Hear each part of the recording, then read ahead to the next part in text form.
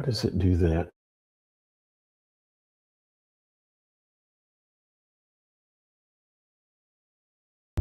Intelligent Ramblings presents Intelligent College Football.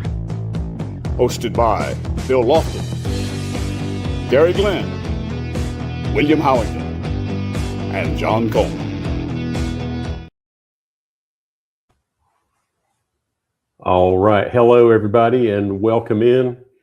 We are live at Intelligent Ramblings College Football.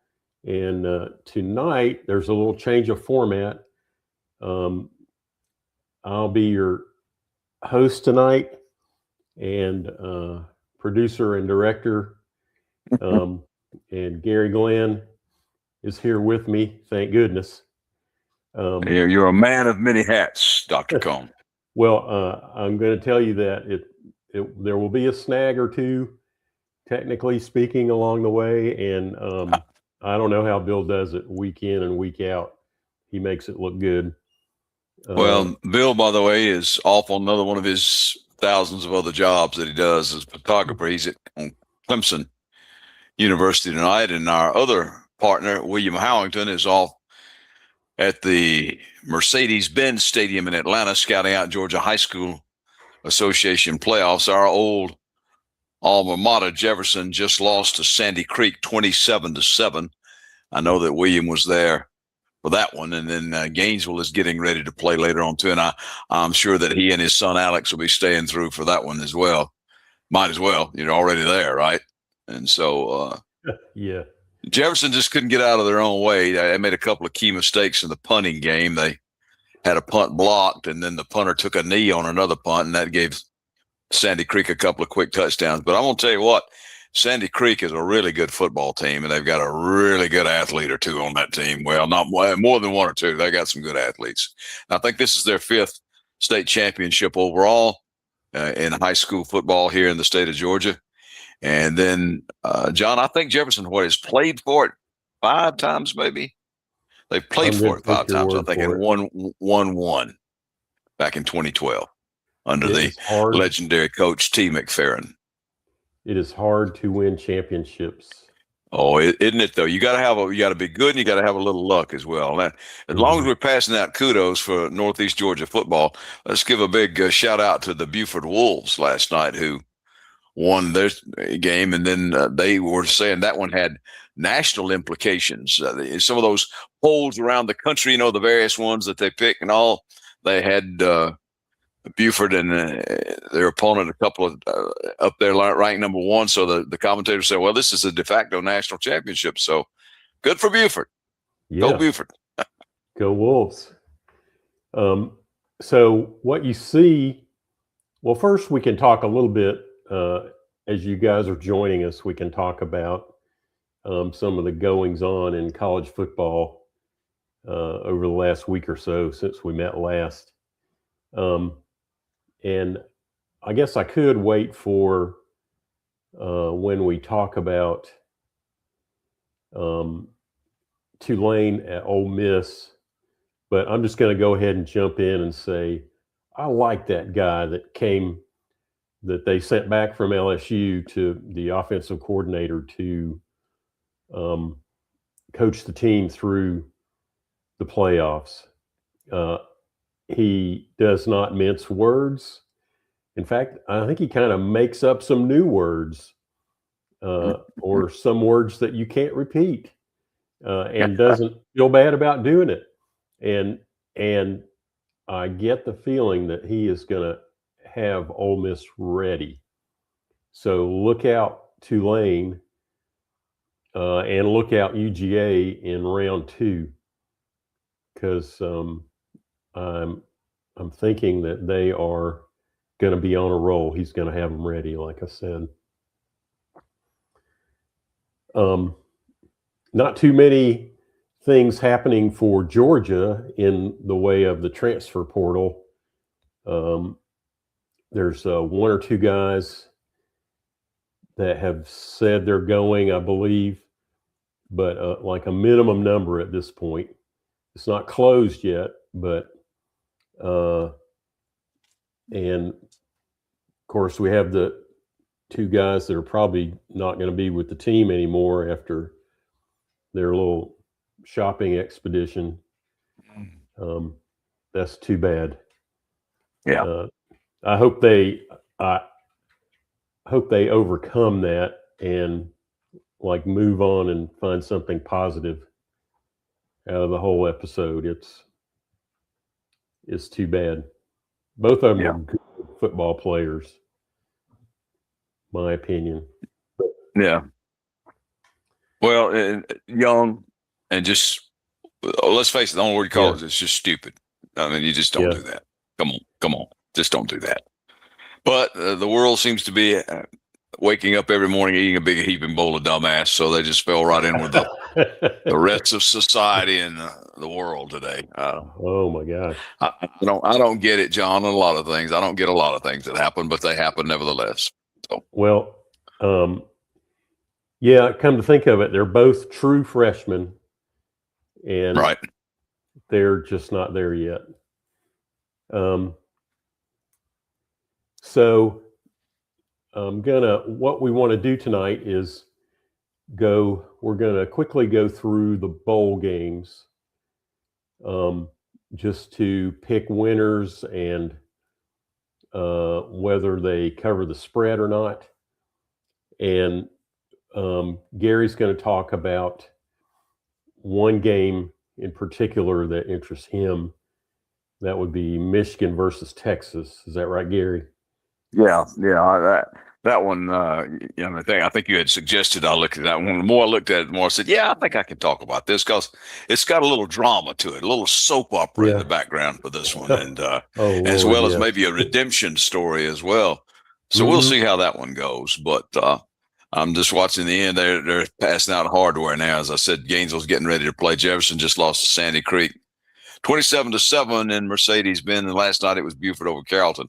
Now that was some pretty good football teams last night, John. I watched a little of that game, and it was impressive to see kids like that at 6A playing. So anyway, but now it's on to college football, and the bowl season is here, and you already alluded to something that's going to have an impact. That's the transfer portal.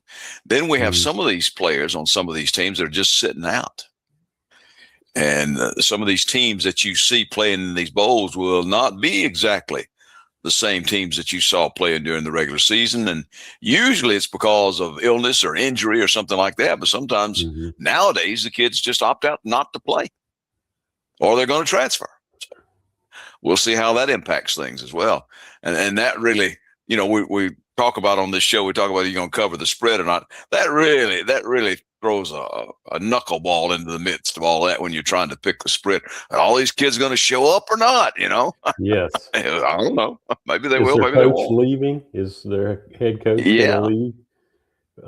Hard to tell. It really is a whole different season. The bowl and playoff season is different than the regular season.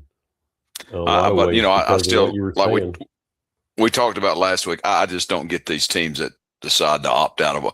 And I know sometimes, like if you played the Hawaii Bowl or whatever, is it the Aloha Bowl they always used to play on Christmas Eve? Yeah. I mean, that could be a tough sell right there. It wasn't really a very lucrative bowl. That sometimes wound up costing you money rather than making you money to go to a thing like that. And I can understand why a team might opt out of that, particularly if they just can't afford it. But I mean, come on. Here in the States, go let the kids play another game, man. Come on. What's the harm in that? Most of these kids are not going to play at the next level. What was it we decided last week? At the most, 2 to 3% of college football players are going to play professional. How many thousand college football players there are? Yeah. Well, the NFL during the regular season carries what, 45 a team? Yeah. You got to be pretty elite to make a living playing football. Yep. Oh yeah. And it's not going to last long when you do. That's right. You better get it while it's good. And I am glad to see that the salaries have become commensurate with some of the rest of professional sports too. And I saw the Braves signed a reliever the other day for 1 year for $20 million. Well, you can't play very long. Well, how long do you have to play at $20 million a season? Not very long. Good question. If you have any brains at all. Yeah. Golly. Well, all righty. We'll do some picking. Let's do some picking. Are you going to start out with Pittsburgh and East Carolina? I will start out Pittsburgh and East Carolina, Panthers and Pirates, I guess. Both those teams are 8-4 in the Georgia Bowling Military Bowl. Pitt is your favor by 7, and I think they played a more competitive schedule. So I'm going to go along with that and say Pittsburgh will win and they will cover the spread.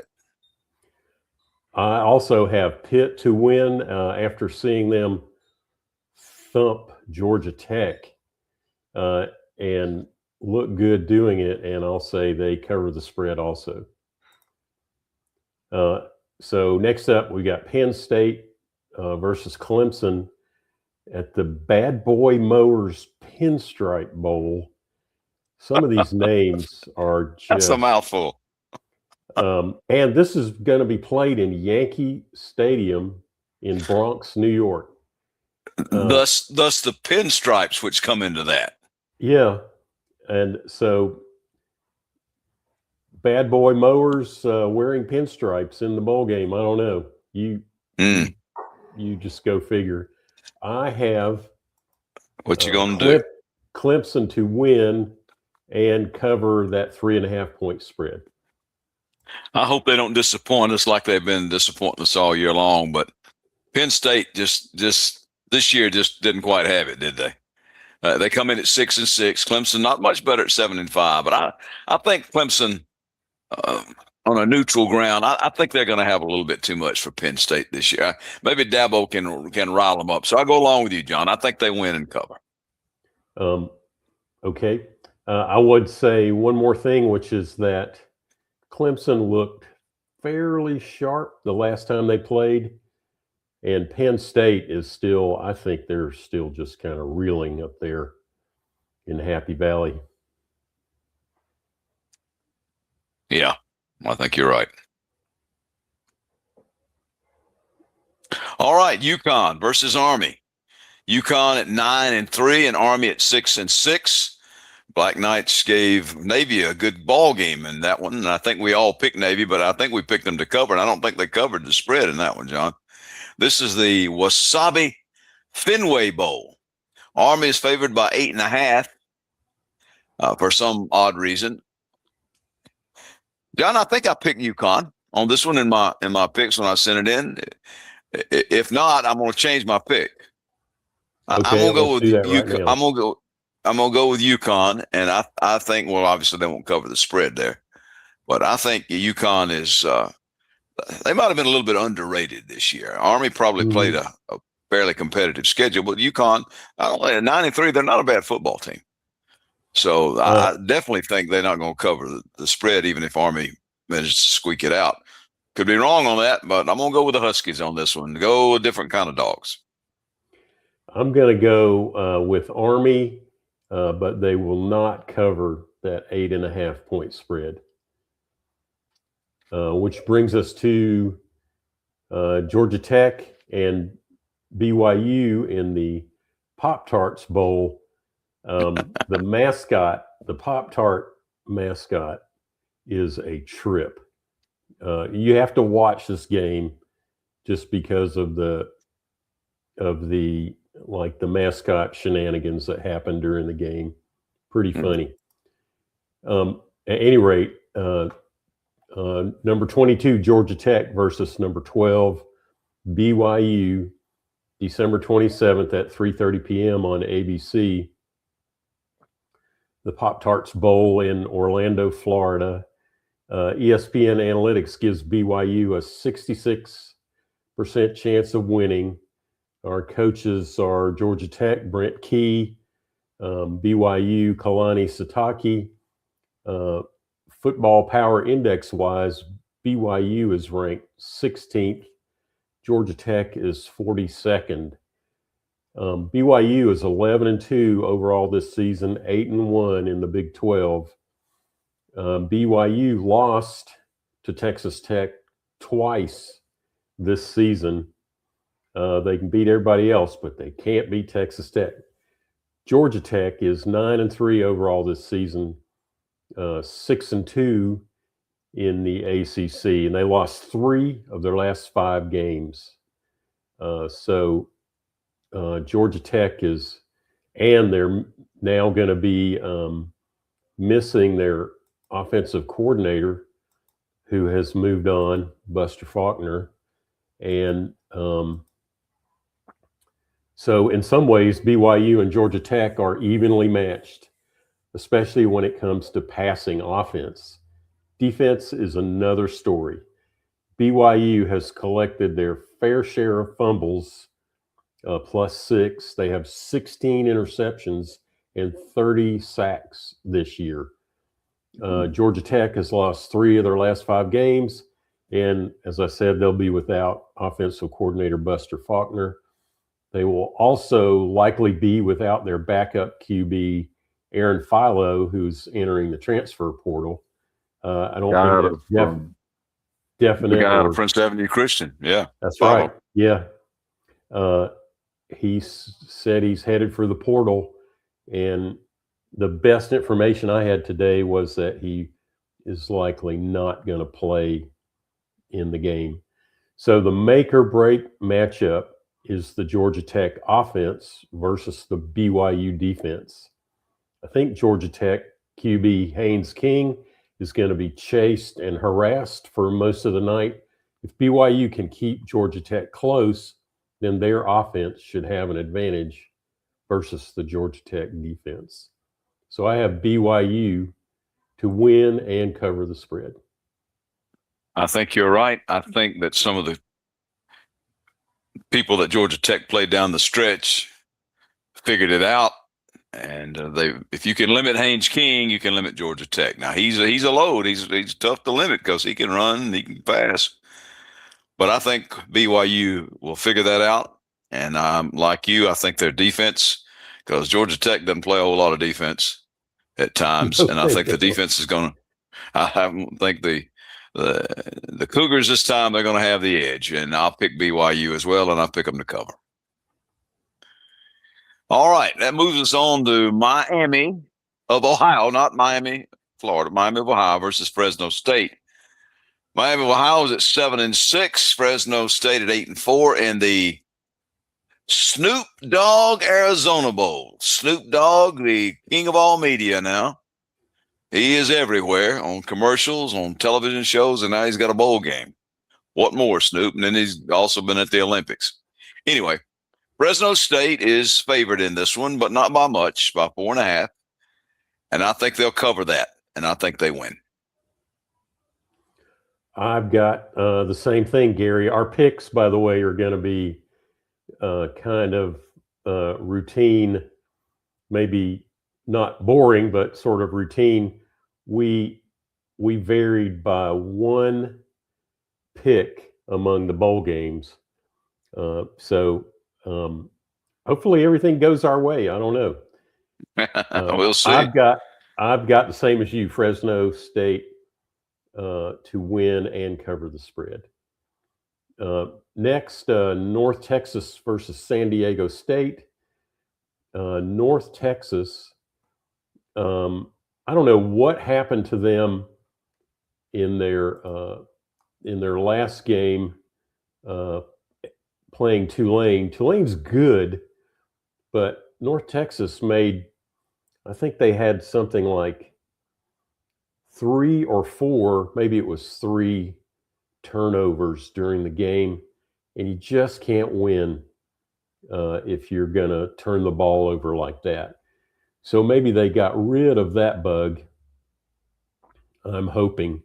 I have North Texas to win and cover the 3-point spread. These are a couple of pretty good football teams, John. North Texas 11-2, San Diego State 9-3. I mean, they both had really good seasons. See, that's what I'm talking about. You can still have a good season, not necessarily have to play for the national championship. I mean, come on. You know, if San Diego State wins this, they got double-digit wins on the season. If North Texas wins it, they'll be 12-2. So I think you are correct in this one. And this is in the New Mexico. It's Leda New Mexico Bowl, I think it's called. Mm-hmm. And I think North Texas wins, and they cover that 3 points as well. All right, we move on to this is a very intriguing matchup right here now. Number 19 Virginia at 10-3 versus unranked Missouri at 8-4 in the Tax Slayer Gator Bowl. Now this one's been around for a while, the Tax Slayer Gator Bowl now, and I guess they'll play a little bit more in that thing before they renovate it. But Virginia from the ACC, Missouri from the SEC, of course. Missouri is favored in this one.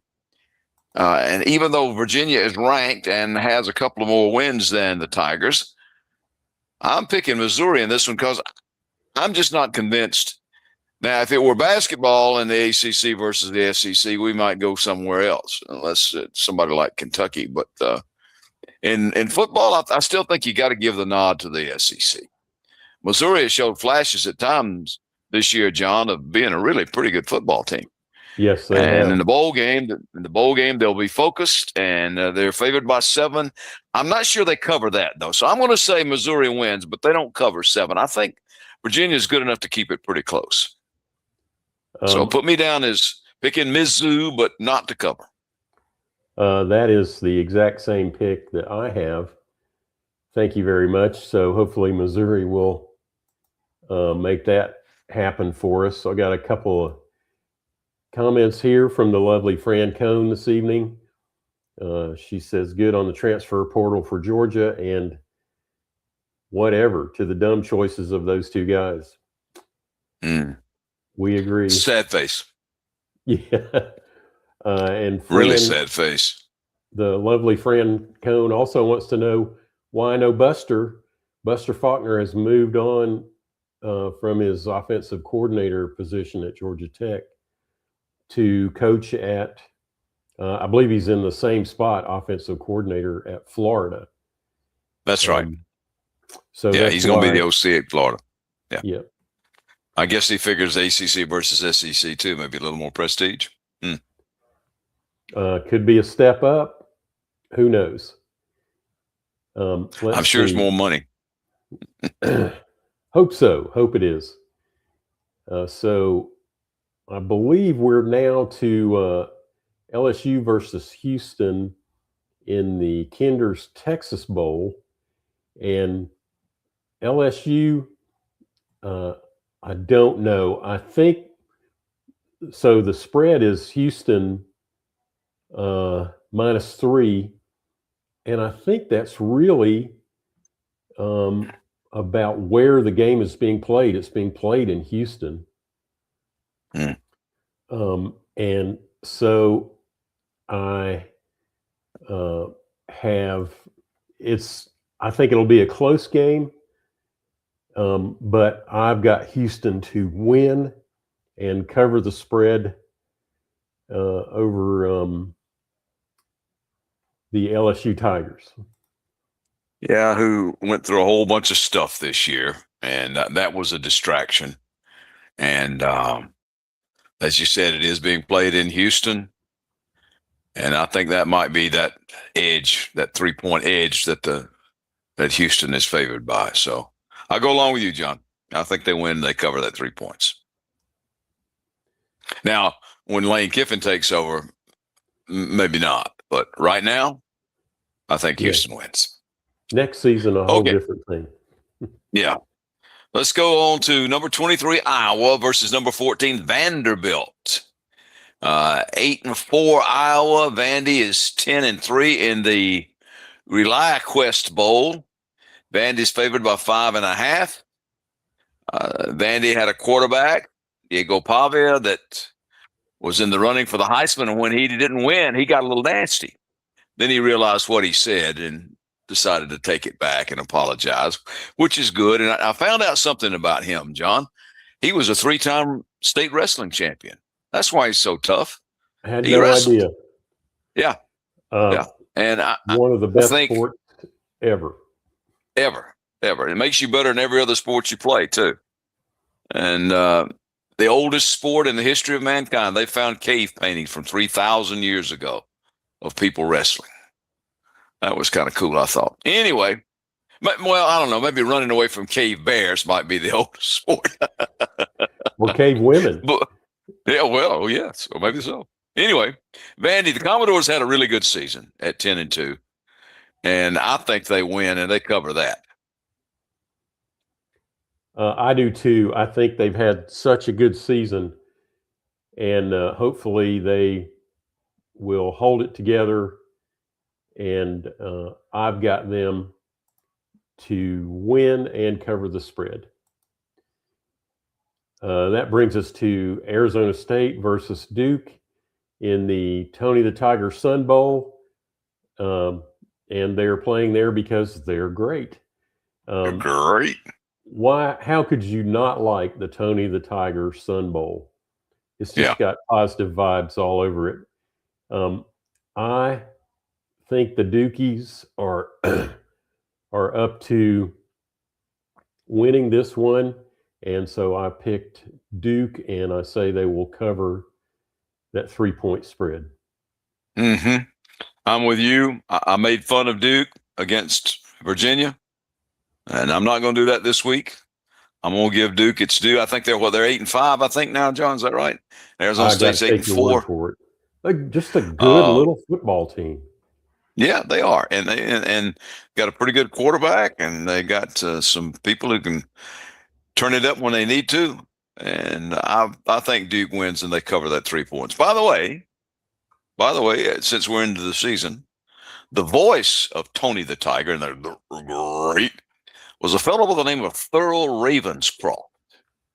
And his other claim to fame, he was the one who originally sang in the original Grinch Stole Christmas, when the Grinch was voiced by Boris Karloff. He was the one who sang Are You a Mean One, Mr. Grinch? That was Thurl Ravenscroft, the voice of Tony the Tiger. Now, that is no other sports show on television will tell you these things. You can only get it right here on Intelligent Ramblings. That's why it's called Intelligent Ramblings. That's right. For nuggets, just like that. Just like that. All right. That brings us up to a very, very intriguing matchup. Number 18, Michigan versus number 13, Texas in the Cheez-It Citrus Bowl. Both teams at 9-3. Michigan and Texas, though, this is my game that I wanted to concentrate on, John. Mm-hmm. Michigan, as we are all aware by now, Sharon Moore is out. He's been arrested, charged with home invasion, stalking, and breaking and entering. It is a sordid and nasty affair, and I mean affair in all aspects of that particular word. The interim coach is Biff Poggi. He has been the associate head coach for the Wolverines, and he says the players, and I'm quoting here, feel betrayed and angry. Poggi has already stood in as a stand-in earlier this year when Moore was serving the suspensions as part of that sign-stealing deal. So there is plenty of drama to go around here. Steve Sarkisian, of course, the long-time coach of Texas there for this year. On the field, meanwhile, plenty of drama off the field, but let's go to on the field. Michigan's go-to receiver is Colston Loveland, and he's a pretty good one. But the others struggle to maintain possession. Read that they drop the ball a lot. The offensive line is going to have to improve greatly if they are to control the Texas defense, which is elite in its pass rush. In fact, they're in top 5 in sacks. Texas secondary has some picks, but they struggle at times. So there may be an opportunity for the Wolverines to take advantage of that if they can complete some passes, if their receivers can hang on to it. The cornerback for Texas, though, Wardell Mack, is a good one. Interior defensive line for the Longhorns is very, very solid, so they can control the run up the middle. A lot of the Texas players, though, have opted out. We already talked about that. particularly on defense. So that may be a slight advantage to the Wolverines there against the run, depending on how they have to fill in and how many of those starters are actually going to opt out. Let's talk about some matchups. The quarterback for Michigan is Bryce Underwood. He's a true freshman. He's had a pretty good year. He's had 2,229 yards, 9 touchdowns, and 6 interceptions. He's rushed for 323 more yards and 5 touchdowns. But on the other side, Arch Manning, who seems to have played his way into the Manning name. He struggled early, as we know, was very not awful, but pedestrian at best. But now he's shown some flashes of brilliance and wound up with almost 3,000 yards passing, 2,942, 24 touchdowns, 7 picks for Arch. He's also run the ball when he's had to. He's got 244 yards rushing and 8 touchdowns rushing. On the running back side of things, for Michigan, you've got Jordan Marshall. He's got 150 carries for 932 yards and 10 touchdowns. And Justice Haynes, he's got 121 carries for 857 yards and 10 touchdowns.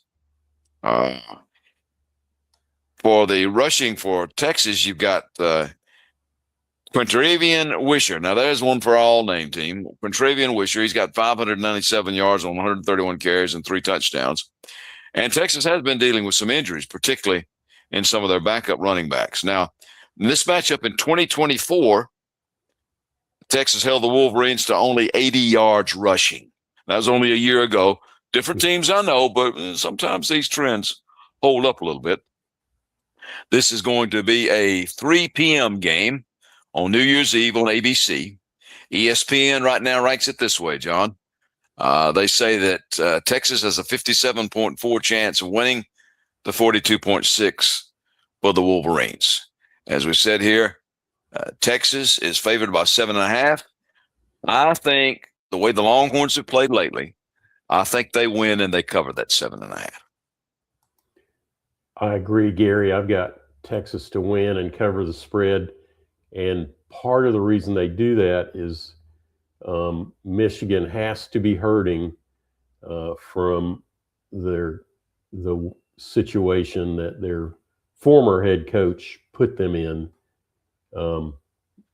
I think that's just too much of a distraction not to have some effect. At best, it's a minor distraction. At worst, it's a major deal. Because they said, I mean, you know, they're hurt. They said, how could he do this to us? So, yeah. I think Texas wins this one. So, last of our bowl picks, there are other bowl games out there, but these are the 12 we wanted to go with. Excuse me, Nebraska versus number 15 Utah in the SRS Distribution Las Vegas Bowl. Utah is favored by 16.5 points, and I think that they are going to win and cover that because they're wanting to go out with a bang for their head coach Kyle Whittingham, who's retiring after this season. So I feel like Utah's got extra incentive, and that's going to be the result. Utah to win and win like 17 points going away. Okay. The Utes at 10-2 and the Cornhuskers at 7-5. I think Utah wins, but that's a lot of points. Particularly, I mean, Nebraska is not the Nebraska we've had in the past, but they're still a pretty proud program. And they'll play well in the bowl, I think. I think they'll play well enough, maybe not to win, but at least to keep it under 17. So I'm going to say Utah wins, but they don't cover. Okay. Yep, that is what you said. Yep. So, okay, this is one of the fun things about live webcasts. I'm going to flip what I just said and go to Utah to win, but not cover all those points. That's just a lot to cover. All right, Yeah, let it me is. take a minute to do this commercial, and then we'll come back and talk about the 4 round 1 college football playoff games.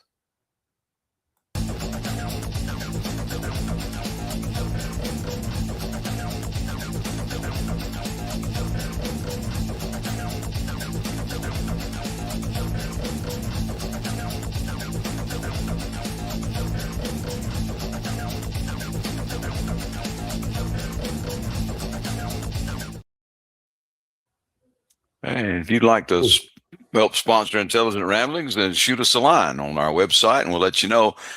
This is another thing about a live webcast, John. We can take time out and say thank you very much to our anchor sponsor, Mr. Pat Williamson, from a proud Jefferson alumnus who supports the Dragon academics and athletics. I'm sure he's interested in what's happening on the field tonight. As we said, Jefferson finishes second to Sandy Creek in the AAA championship game. I remember Pat was a senior when I was like an 8th grader. You remember at Jefferson, let me tell you, folks, we didn't have a middle school per se. We had a wing that had the 6th and the 7th graders. And when you graduated 7th grade, you went on to high school and you were called a sub freshman. That's kind of like being subhuman. It's you're the lowest of the low.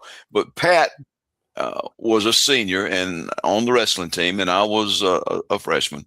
But Pat, if memory serves, I think he was Mr.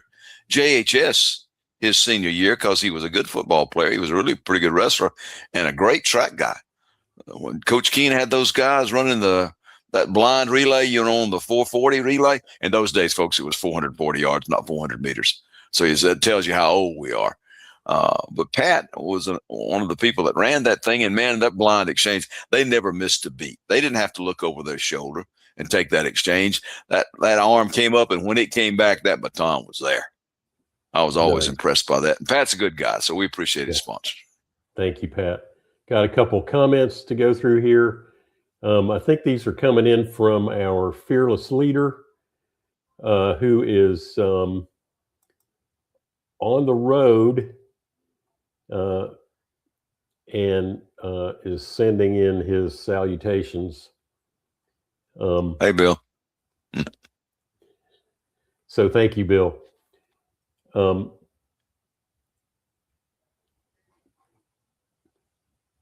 going to try to do this. Hold on one second, Gary. I'm sorry. Okay. No problem. And while you work on that, I'll tell people that our other compatriot, William Howington, is more than likely still at Mercedes-Benz. He, like us, is a Jefferson alumnus and went down there to watch the Dragons, but he's sticking around for Gainesville and Thomas County Central, which should prove to be a pretty good ball game too. Yep. Anyway. So, Gary, can we go through the round 1, these 4 playoffs games, kind of the same way we did with the bowl games? If you would start us off, sir. Yeah. Okay. An intriguing quarterback matchup in the Alabama, number 9 Alabama, and number 8 Oklahoma. Bama at 10-3, and the Sooners at 10-2. As I said, a very 2 pretty good quarterbacks right there. The Oklahoma quarterback, John Machia, he got injured early, but came back and started looking pretty good. Alabama, I had a couple of slip ups there. One against Georgia, of course, for the SEC championship, but their quarterback's still a pretty good guy and a pretty good quarterback. So I think on this one may hinge on who has the better day at quarterback, John, because elsewhere they look pretty even. And Alabama is favored by 4. And I won't tell you, in the postseason, it's just hard to pick against the tide. Hard to swim against the tide in the postseason. So I think they win, and I think they cover that 4 points. Or 1.5, I guess it is. It's 1.5. Yeah, 1.5. This game is being played at Oklahoma, and I think that Oklahoma. So I don't think Alabama. Well, let me put it this way: I think Oklahoma has figured Alabama out, And I have no doubt that Alabama is going to be prepared and will play well.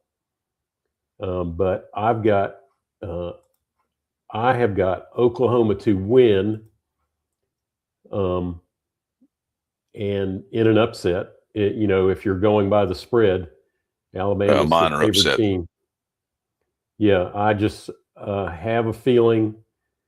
I think it's one more set of practices where John Mateer's had a chance to get better and better.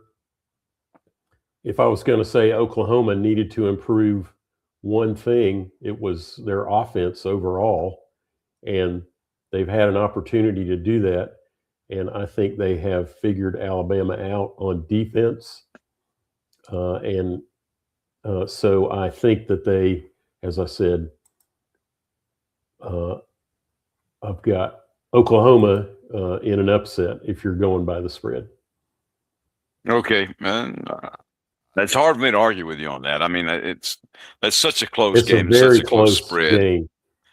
Well, Yeah, they're ranked so 8 and 9. So, all right, Miami at number 7, Texas A&M.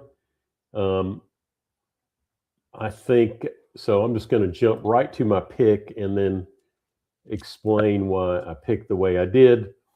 I think they are pretty closely ranked too. Miami's number 10, Texas A&M's number 7.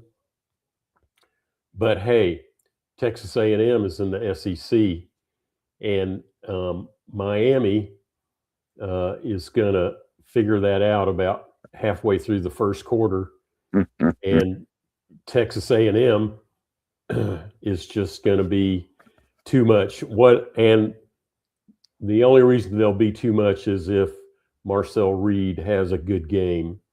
He can have off games, but at this point in the season, I would expect him to be on and to have a good game. And Texas A&M, when that is the situation, they light up the scoreboard. So I have got Texas A&M to win and cover the spread. A&M at 11-1, and of course Miami, quarterbacked by Carson Beck, the Georgia transfer, at 10-2. A couple of pretty good football teams. You mentioned quarterback, and of course we talked about the quarterback with the matchup between Mateer and Ty Simpson, Mateer of Oklahoma and Ty Simpson of Alabama. This one may come down to it too, John. And I think if Texas A&M, who is in the SEC, they're used to playing smash mouth, big boy football. If they put any pressure at all on Beck may do what infuriated a lot of people when he was at Georgia. He tends to throw the ball into crowds and things and get picked. Yeah. So I think you're right. I think A&M, they're only favored by 3.5, but I think they win, and I think they cover that, especially since it's at home. Right.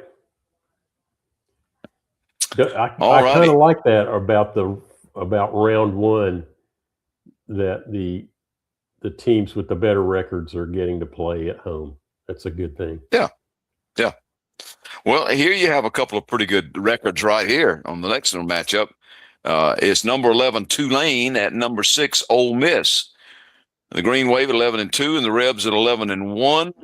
Mississippi is favored by 17.5 points.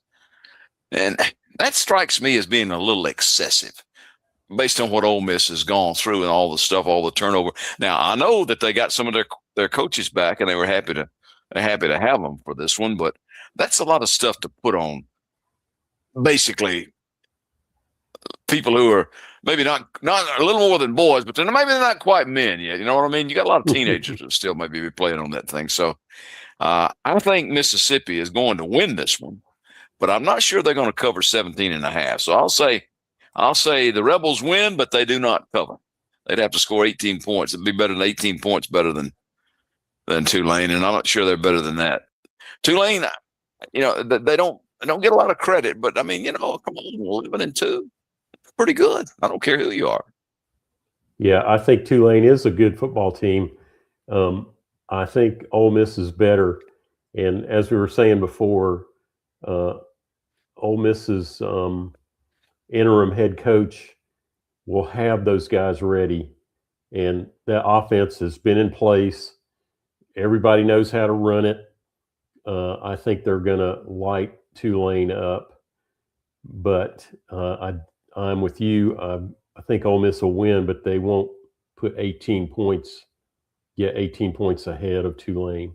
So I have them to win, but not to cover. And so now we come to James Madison at number 5, Oregon. And JMU's had an admirable season. Is the college football playoff board, are they kind of trying out smaller colleges like Tulane and James Madison this season in the playoffs? There are other teams that were so close, to being in the top 10 or top 12 that that didn't make it in. Notre Dame complained a lot, but I think there were other teams that were better than them. Yeah. BYU maybe. Texas maybe, sort of. But at any rate, enough about that. So James Madison is playing at number 5, Oregon. And Oregon is rounding up the season in good form. Dan Lanning has those guys playing well. And I have Oregon picked to win, but not to cover that 21-point spread. Who comes up with these things? I don't know, and they may be right, but I'm with you. I don't think they cover that. And as you said, the college football playoff committee may be looking at some expansion on down the road to see if these. We had Cinderellas in the March Madness. True. Villanova, Chaminade, or something along the way. People first round games in particular that win that really probably shouldn't, but they do. But then they kind of shoot their wad there in the first one, and then they're done. And this may happen here.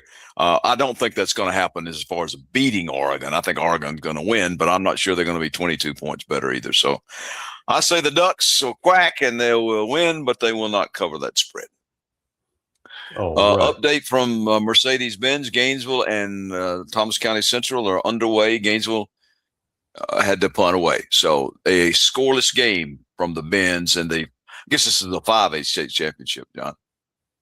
So yeah, Gainesville made their way back into it after all that controversy. Yeah, during the few games. I don't know if we talked much about that, but come on, you got witnesses, you got video, who started those fights, and they don't have to sanction the whole team, right? And you know who's guilty, so you just get rid of the players that did that. And I think Gainesville was willing to do that.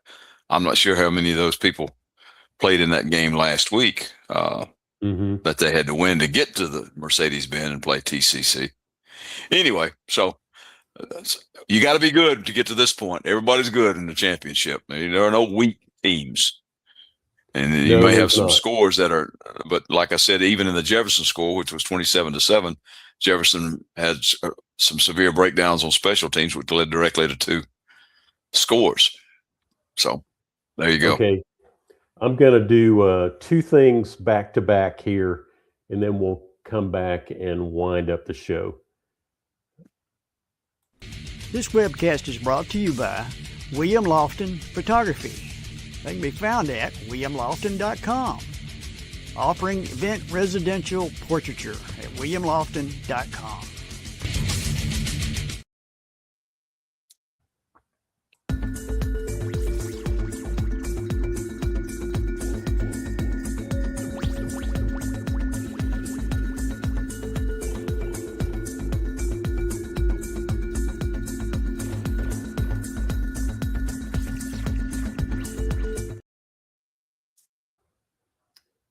All right, and we're back.